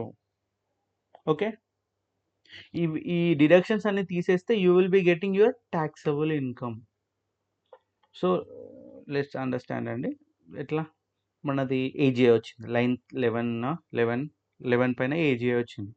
AGA వచ్చిన తర్వాత AGA నుంచి standard deduction or itemize deduction తీసేయచ్చు. దీంతో పాటు క్యూబీఐడి డిడక్ట్ చేయొచ్చు. క్యూబీఐడి లెస్ కొత్తగా వచ్చిన schedule 1A, that is additional deductions, ఇవి తీసేస్తే you will be getting taxable income. In order to calculate someone's taxable income, మనకు క్యూబీఐడి కావాలా వద్దా? క్యూబీఐడి లేకుండా ట్యాక్సబుల్ ఇన్కమ్ క్యాలిక్యులేట్ చేయవచ్చా? So if my AGA is 1 lakh, నాకు క్యూబీఐడి క్యాలిక్యులేట్ చేయాలి, నా ట్యాక్సబుల్ ఇన్కమ్ ప్రాపర్గా క్యాలిక్యులేట్ చేయాలంటే I need to have standard deduction or itemize deduction. For example standard deduction is 10,000, QBID is 10,000. So what is my taxable income అండి? 80,000. Can I say like this? Taxable QBID will reduce your taxable income. Can I say like this? Clear కదండి? Comfortable, అందరు comfortable కదా. Okay, so coming to QBI, మన QBI ఎట్లా calculate చేయాలో తెలిసిందే. Ordinary income minus ordinary deductions. Ordinary income is the income which comes from schedule C or schedule E. And coming to ordinary deductions are nothing but deductible part of SC tax, self employed retirement plan, self employed health insurance. Okay, done. I can comfortably calculate this QBI. Then what about this MTA? What is this modified taxable income? Modified taxable income ante modified taxable income. What is this modified taxable income then? So let's understand అండి. taxable income రావాలి అంటే QBID minus చేస్తేనే దాని నుంచి వచ్చేది taxable income. అయితే వీడిక్కడ modified taxable income ఎట్లా calculate చేస్తారంటే ట్యాక్సబుల్ ఇన్కమ్ బిఫోర్ క్యూబీఐ. అట్లా అంటే ఏంటి మరి క్యూబీఐ అంటే ఇక్కడ ట్యాక్సబుల్ ఇన్కమ్ ఎంత అండి? ట్యాక్సబుల్ ఇన్కమ్ ఎంత అండి? 80,000. Then what is the taxable income before QBI అంటే 90,000. Exactly, understood. Before QBI, before నేను ఈ అమౌంట్ క్యాలిక్యులేట్ చేయడానికి కదా ఇదంతా ప్రాబ్లం నాది. అసలు నాకు ఇప్పటివరకు డిటర్మైన్ అవ్వలేదు అనుకోండి. For example taxable income before QBI ఎంత అంటే I'll say 90,000 because I'll deduct standard deduction or itemized deduction. So వీడు ఇక్కడ ఏమంటాడంటే so modified taxable income is equals to taxable income before QBI less two things అండి. less two things, capital gains and qualified dividends. Long term capital gains, qualified dividends. ఎందుకు less చేస్తారు చెప్పండి నాకు, please explain అండి. ఎందుకు తీసేయమన్నాడు ఇవి రెండింటిని? ఆ ఇన్కమ్ నుంచి ఇవి రెండు తీసేయమంటున్నాడు ఎందుకు? మన ప్రాబ్లం అంతా కూడా 37% tax rate, 37% tax rate, ordinary tax rate అని ఉన్నాం. ఈ long term capital gains, qualified dividends నీకు ఆర్డినరీ ట్యాక్స్ రేట్స్కి ఛార్జ్ అవుతున్నాయా? No. మరి వీటికి ఎందుకు deduction? No need. No need. So obviously వాడు ఏమన్నాడంటే నీ మోడిఫైడ్ ట్యాక్సబుల్ ఇన్కమ్ క్యాలిక్యులేట్ చేసేటప్పుడు take taxable income before QBI less if you have any long term capital gain and qualified dividends. ఎందుకంటే ద థింగ్ ఈజ్ దీనికి ఎందుకు వస్తుంది చెప్పండి? ఈ 37% కాదు కదా, 0, 15, 20 మ్యాక్స్ 20కే ఛార్జ్ అవుతుంది. These are having qualified tax rates. ఇవి ఎందుకు మరి మిడిల్లో? సో వీటిని తీసేయమంటాడు. Getting my point? ఈ మూడింటిని ఎందుకు తీసేయమన్నాడు అంటే సింపుల్గా ఆల్రెడీ బిజినెస్ ఇన్కమ్ ఉన్నవాడికి నేను 3 అడ్జస్ట్మెంట్స్ టు ఇన్కమ్ ప్రొవైడ్ చేసిన. నీకు ఎక్స్ట్రాగా ఒక deductible part of SC tax ఇచ్చిన, సెల్ఫ్ ఎంప్లాయిడ్ రిటైర్మెంట్ ప్లాన్స్కి ఇచ్చిన, సెల్ఫ్ ఎంప్లాయిడ్ హెల్త్ ఇన్సూరెన్స్కి ఏమన్నా కాంట్రిబ్యూట్ చేసినా కూడా డిడక్షన్ ఇచ్చిన. అవి ఎందుకు? దానిపైన మళ్ళీ డిడక్షన్ ఎందుకు అడుగుతున్నావు? ఆల్రెడీ అవి డిడక్షన్సే, మళ్ళీ డిడక్షన్స్ ఎందుకు తీసుకుంటున్నావు? సో ఇన్కమ్ నుంచి అవి డిడక్షన్ చేసి ఏదైతే ఉంటుందో దాని మీద I'll calculate QBID, దాని మీద 20% చేస్తాను. సో ఈ 20% ఎంటీఐ తీసుకుంటున్నా కదా, ఎంటీఐలో నీకున్న ఇన్కమ్స్లో qualified dividends and long term capital gains are having qualified tax rates.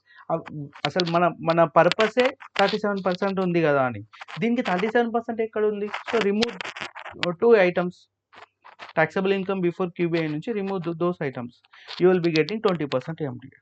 You can comfortably calculate QBID. exactly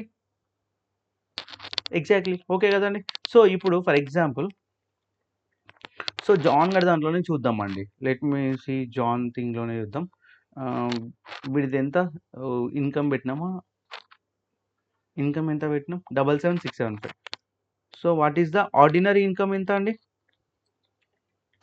ordinary income 77,675. Can I call it as ordinary income?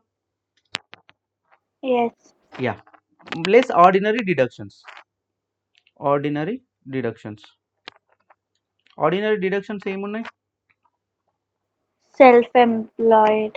ఈ షెడ్యూల్ 1కి వస్తే మనకు అర్థమైపోతుంది కదా. షెడ్యూల్ 1లో ఇక్కడ చూసేసుకుంటే హ్యాపీగా మనకు తెలుసు 5488. So what is your QBI? 72,187. This is your QBI. QBIలో ఎంత పర్సెంట్ క్యాలిక్యులేట్ చేయాలి? 20% కదా. సో 20% ఆఫ్ QBI ఈజ్ 14,437 అంతేనా? 14,437. అయితే డైరెక్ట్ ఇదే డిడక్షన్ కాదు కదా, you need to calculate another thing, 20% of MTI. 20% of MTI 20% of MTI అంటే ఎంటీఐ ఎట్లా క్యాలిక్యులేట్ చేస్తాం? Taxable income before QBI less long term capital gain, qualified dividends. So ఇవి రెండు ఉన్నాయో చూద్దాం. So taxable income before QBI ఎంత చూద్దాం. So 1040 మీదకి వెళ్తే మనకి ఇక్కడ అర్థమవుతుంది. 1040 మీద ఎంత ఇన్కమ్ ఉంది? You can see AGI is 72,187. 72 AGI is 72,187. Okay, less standard deduction తీయాలి కదండి. స్టాండర్డ్ డిడక్షన్ ఐటమైజ్ డిడక్షన్ తీయాలి కదా. So what is the amount అండి? Standard itemize deduction 16,936. అర్థమవుతుంది కదా అండి, ఏం ప్రాబ్లం ఏం లేదు కదా. 16,936. సో వాట్ మనకి long term capital gain and ordinary qualified dividends ఉన్నదా ఈ రిటర్న్లో? No. ఉన్నాయా? ఈ రిటర్న్లో ఏం లేవు. కాబట్టి my MTI is this much అండి. This is my MTI. So దీని మీద ఎంత? 20% కదా మనం అనుకుంది. 20% అంటే you will be getting a QBID of this much అండి. 11,050 గెటింగ్. ఇప్పుడు అర్థమైందా? ఇప్పుడు ఓకేనా? 8,995 కరెక్ట్ క్యాలిక్యులేట్ చేసినామా మనం? Yes, sir. క్లియర్. సో ఎందుకంటే నేను ఇంతకుముందు డైరెక్ట్ 20% ఆఫ్ అని చెప్తా అనుకున్నా, కానీ ఇక్కడ మళ్ళీ డిడక్షన్ చూడాలి, 20% ఆఫ్ ఎంటీఐ కూడా చూడాలి. సో అందుకని నేను ఆపినా మిమ్మల్ని. ఇప్పుడు you can comfortably calculate I guess. Okay, ఇప్పుడు ఓకే కదండి. Okay, sir. So this is how QBID is calculated.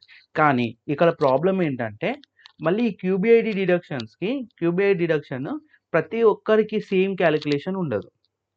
అయితే ఇక్కడున్న ఏదైతే క్వాలిఫైడ్ బిజినెసెస్ ఉన్నాయో వీటిని ఐఆర్ఎస్ వాడు for the purpose of QBID 2 టైప్స్గా డివైడ్ చేస్తాడు. ఒక్కడేమో ఎస్ఎస్టీబీ అంటాడు, ఇంకొకనేమో నాన్ ఎస్ఎస్టీబీ అంటాడు. ఎందుకు ఈ సెగ్రిగేషన్ అంటే సింపుల్గా అండి, సింపుల్. ఎస్ఎస్టీబీని నాన్ ఎస్ఎస్టీబీని ఎందుకు తీస్తారంటే ఫస్ట్ మనం క్యూబీఐడి ఎందుకు వచ్చిందో పర్పస్ మనకు అర్థమైంది కదండి. సో ఇక్కడ బిజినెస్ ఇన్కమ్స్ని కూడా బిజినెస్ ఎంటిటీస్ని వీడు క్యూబీఐడి క్యాలిక్యులేషన్ చేసేటప్పుడు ఎట్లా చూస్తాడంటే ఎస్ఎస్టీబీగా specified service trade or business, non specified service trade or business అంటాడు. సో ఈ విధంగా డివైడ్ చేసి క్యూబీఐడి క్యాలిక్యులేషన్స్ డిఫరెంట్గా అప్లై చేస్తాడు. వీళ్ళిద్దరికి డిఫరెంట్గా అప్లై చేస్తాడు. ఎందుకంటే ఐ విల్ ఎక్స్ప్లెయిన్ అండి. So what is specified service trade or business అంటే specified service trade or business సింపుల్గా చెప్పాలంటే, సో ఫర్ లేమన్ టైంలో చెప్పాలంటే SSTB is nothing but service oriented businesses. SSTB అంటే specified service trade or businesses అంటే ఏంటంటే they are service oriented business. For example doctor service ఓరియంటెడా లేకపోతే ట్రేడర్ ఆయన? Service oriented. For example advocate, service artist, Service. Actor, Service. Musician, Service. వీళ్ళందరినీ ఏమంటారంటే you are coming under the scope of SSTB business. మిమ్మల్ని SSTB business అని పిలుస్తా. For the QBID deduction, for the purpose of QBID I call you as SSTBs. Specified service trade or business అని అంట. ఇక్కడ ఎస్ఎస్టీబీలో ఏంటంటే these all service industries. These businesses run on the name and fame of a proprietor, like name and fame of a owner. వీళ్ళన్నీ కూడా.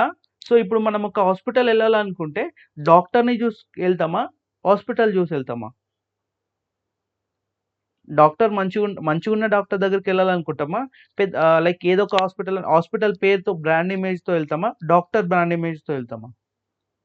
Doctor brand image తోటి. Doctor brand ఇమేజ్తో వెళ్తాం. Doctor పలానా కన్సల్టెంట్ మంచిగా చూస్తాడు, పలానా ఫిజిషియన్ మంచిగా చూస్తాడు అని పోతాం.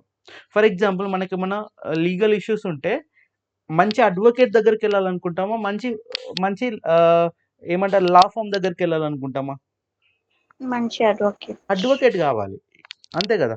ఇప్పుడు ఒక డైరెక్టర్ మంచి మూవీ తీయాలంటే వాడు మంచి యాక్టర్ దగ్గరికి వెళ్తాడా, లేకపోతే మంచి అంటే ఎవరు మంచి యాక్టింగ్ చేస్తారని చెప్పి వెళ్తాడా, లేకపోతే ఇంకేముంటుంది వాళ్ళకి లైక్ నార్మల్గా వీళ్ళ యాక్టర్స్ అందరికి ఏముండదు కదా. So directly they will go with the actor ఎవడు బాగుంటాడు, ఎవడు మంచిగా చేస్తాడు, ఈ రోల్కి ఎవడు ఫిట్ అవుతాడని వెళ్తాడు. ఎందుకంటే these businesses are running on the name and fame of a person, name and fame of the owner, name and fame of owner. Clear? Name and fame of owner, అంతే కదండి. Coming to SSTBs, service oriented industries and their businesses run on the name and fame of owner. Coming to non SSTBs నేను ఏమంటా అంటే I'll call them as trading businesses.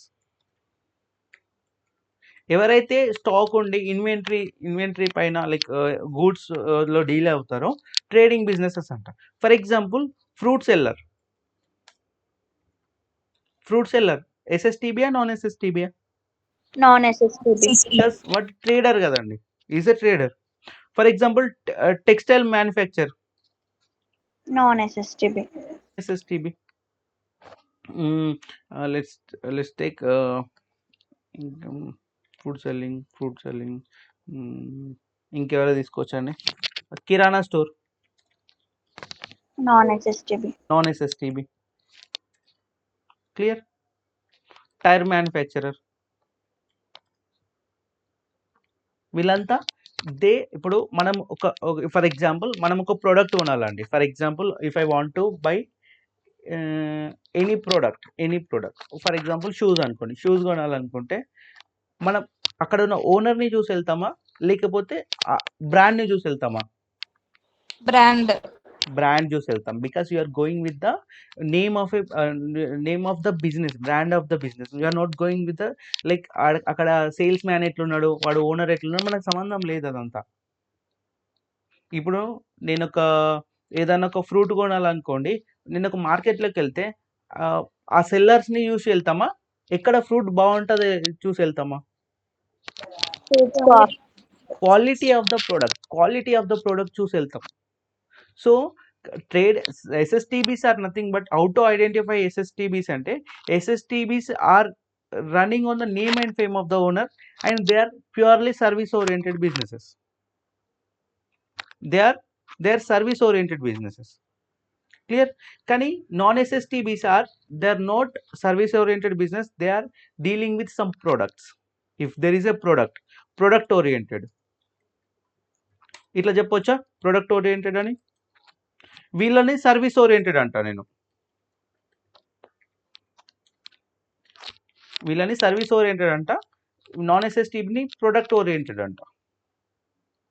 Clear? Bifurcation clear కదండి. SSTB, non SSTB. For the purpose of calculating QBID, business are segregated into two types, SSTB and non SSTB. Because QBID rules are different for SSTB, QBID rules are different for non SSTB. Getting my point? కానీ ఇక్కడ ఈ service ఓరియంటెడ్లో engineers ఉంటారు, engineers and architects. Actually engineers and architects are coming అంటే service ఓరియంటెడా, product ఓరియంటెడా? Service oriented. కానీ IRS క్లియర్గా ఏమంటుందంటే ఇంజనీర్స్ని, ఆర్కిటెక్ట్స్ని I cannot call them SSTB, take them as non SSTB, they are coming under non SSTB. Specifically IRS చెప్పింది వీళ్ళని నేను సర్వీస్ ఓరియంటెడ్ అనుకోను. ఏమనుకోను? సర్వీస్ ఓరియంటెడ్ అనుకోను. I not call them SSTB, take them as non SSTB. Okay, అయితే ఒక్క నిమిషం ఆగండి, లెట్ మీ ఓపెన్ ChatGPT. అయితే ఏమైంది ఇప్పుడు SSTB, నాన్ SSTB అయితే ఏమైందంటే QBID limit for 2024.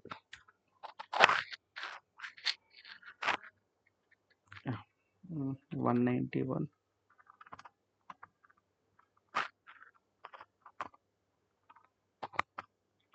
Give all amounts in one table.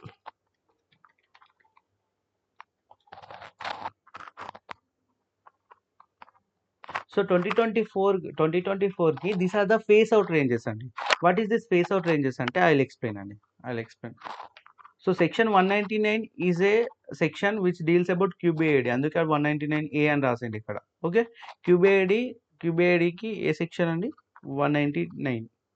199 is the section which deals about QBAD calculation. కాబట్టి అక్కడ section 199A అని ఇచ్చిండు. One second అండి, let me pull out this. Yeah. If your taxable income below this threshold, below this limit, if your income is below this limit, నువ్వు SSTB అయినా non SSTB అయినా general rule calculation ఏంటండి? General rule ఏమని అనుకున్నాం మనం? What is the general rule for QBAD calculation? 20% of deduction. 20% of QBI or MTI. 20% of MTI, whichever is lower. అదే నా general rule, అలానే క్యాలిక్యులేట్ చేస్తా. ఇక్కడ if the income below this limit, ఇప్పుడు సింగిల్ ఫైలర్ ఉన్నాడు, వాడి యొక్క ట్యాక్సబుల్ ఇన్కమ్ బిఫోర్ QBI 1,91,950 ఉంది అనుకోండి. I'm not going to see whether SSTB and non SSTB, నాకు ఏ ప్రాబ్లం లేదు. నేను డైరెక్ట్లీ జనరల్ రూల్తో QBID క్యాలిక్యులేషన్ చేస్తా. For example, if the filer is going with the single tax return, వాడి యొక్క ఇన్కమ్ అనేది if it is crossing this phase out limit, if the income falls above this limit, but it is with in 241, అంటే 191 కన్నా ఎక్కువ, 240 కన్నా తక్కువ, 241 కన్నా తక్కువ, మిడ్ ఆఫ్ ద థింగ్ ఉందనుకోండి, మిడ్ ఉందనుకోండి, you have to see whether SSTB and non SSTB. If the phase out above ఉందనుకోండి, అప్పుడు కూడా SSTB నాన్ SSTB చూడాలా. ఇఫ్ ద థ్రెషోల్డ్ లిమిట్ కన్నా తక్కువగా ఉంటే నీ ఇన్కమ్, నేను SSTB నాన్ SSTB అని మన థింగ్ అవసరమా? నోట్ రిక్వైర్డ్, డైరెక్ట్లీ జనరల్ రూల్తో వెళ్ళిపోతా. If the taxable income before QBA falls below the limit, whatever the limitation he has given, whatever the income limit, threshold limit వాడు ఇచ్చిండో, దీనికన్నా కిందగా ఉంటే నీకు 20 general rule తోటి నీకు QBID క్యాలిక్యులేట్ అవుతుంది. కానీ for example, if the filer is single and is income is more than 241 అనుకోండి, range కన్నా ఎక్కువ ఉందనుకోండి, ఎబోవ్ ద లిమిట్ ఉందనుకోండి. సో నేను ఈ సిచ్యువేషన్స్ని మూడు విధాలుగా క్యాలిక్యులేట్ చేస్తా అండి. First, below the limit,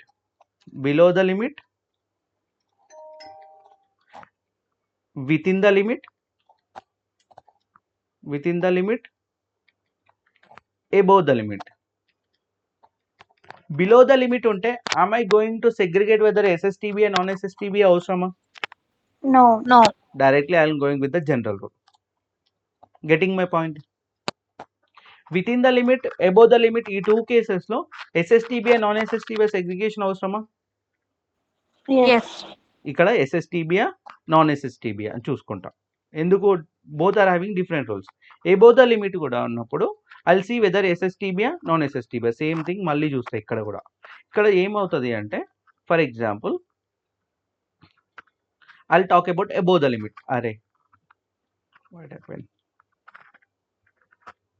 I'll talk about above the limit. అయితే for example, if a person is filing single and if his income, taxable income before QBA is more than 2,41,950 for 2024, then he will fall under this case అండి, ఈ కేసులో ఏమవుతుందంటే SSTB అనుకోండి. If is a SSTB, if the owner is SSTB business, if the business is SSTB business, అప్పుడు ఏమవుతుంది అంటే you will be getting no QBID వస్తుంది SSTB వాడికి. ఎస్ఎస్టిబి వాడికి క్యూబీ ఐడి వస్తుందా? No. No. So for SSTB businesses, if the taxable income before QBI is more than whatever the limit prescribed by the IRS, then there is no QBID deduction for him. There is no QBID deduction for him. అసలు QBID రానే రాదు above the limit అయితే. So if it is non-SSTB, yeah, you will get SST, you will get QBID, but it reduced thing. కొంచెం తగ్గుతుంది. You will be getting less deduction. So రేపు ఈ త్రీకి ఇప్పుడు నేను ఏమేమి కవర్ చేసిన, బిలో ద లిమిట్లో కవర్ చేసేసిన. ఈ సినారియో అయిపోయింది కదండి, below the limit direct general rule, ఇక్కడ ప్రాబ్లం లేదు కదా. అండ్ ఎబో ద లిమిట్లో ఎస్ఎస్టిబి నో క్యూబిఐడి, ఈ సిచ్యువేషన్ కవర్ చేసిన. నేను ఇప్పుడు ఇంకా 3 సిచ్యువేషన్స్ చూడాలి. ఎబో ద లిమిట్ ఉన్నప్పుడు నాన్ ఎస్ఎస్టిబి వాడికి ఎంత క్యూబిఐడి వస్తుంది, విత్ ఇన్ ద లిమిట్ ఉన్నప్పుడు ఎస్ఎస్టిబికి ఎంత వస్తుంది, నాన్ ఎస్ఎస్టిబికి ఎంత వస్తుంది. ఈ 3 కేసెస్ చూస్తే క్యూబిఐ డిడక్షన్ ఇస్ కంప్లీటెడ్ అండి. సో సింపుల్ అండి, చాలా సింపుల్గా ఉంటుంది, డోంట్ గెట్ కన్ఫ్యూజ్. బట్ కొంచెం క్యాలిక్యులేషన్స్ ఎక్కువ ఉంటాయి. ఇప్పటి వరకు అందరికి ఓకేనా, కంఫర్టబుల్ క్యూబిఐడి? ఎవరికైనా ఏమైనా డౌట్ ఉందా? Comfortable, every one is comfortable with QBID, okay కదండి?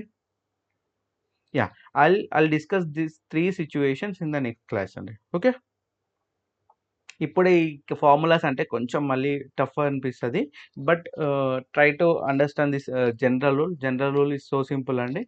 ఈ ఎబో ద లిమిట్ ఉన్నప్పుడు కూడా ఎస్ఎస్టిబి క్యూబిఐడి రాదు. సింపుల్, ఇవి సింపుల్. జస్ట్ వీటికి క్యాలిక్యులేషన్స్ ఉంటాయి, ఫార్ములాస్ ఉంటాయి. I'll give formulas and I'll make sure like మిమ్మల్ని ప్రాక్టీస్ కూడా చేపిస్తే దాంతో, then it will be over. But నాకు నెక్స్ట్ క్లాస్లో వరకు ఆ 2 questions please try to solve it అండి. Please calculate SE taxes. SE taxes మీద అంటే మళ్ళీ ఆ ట్యాక్సెస్ ఎక్కడ రిపోర్ట్ చేస్తున్నాం పక్కన ఫామ్ నేమ్తో కూడా రాయండి, చాలా బెటర్ ఉంటుంది. ఓకే, ఓకే కదండి. Will meet in the next session. So tomorrow I think రేపు క్లాస్ ఉండకపోవచ్చు, మేబీ ఎల్లుండి పెట్టుకుందాం. Okay, I will give the timing updates. Okay అండి, బాయ్ అండి, బాయ్.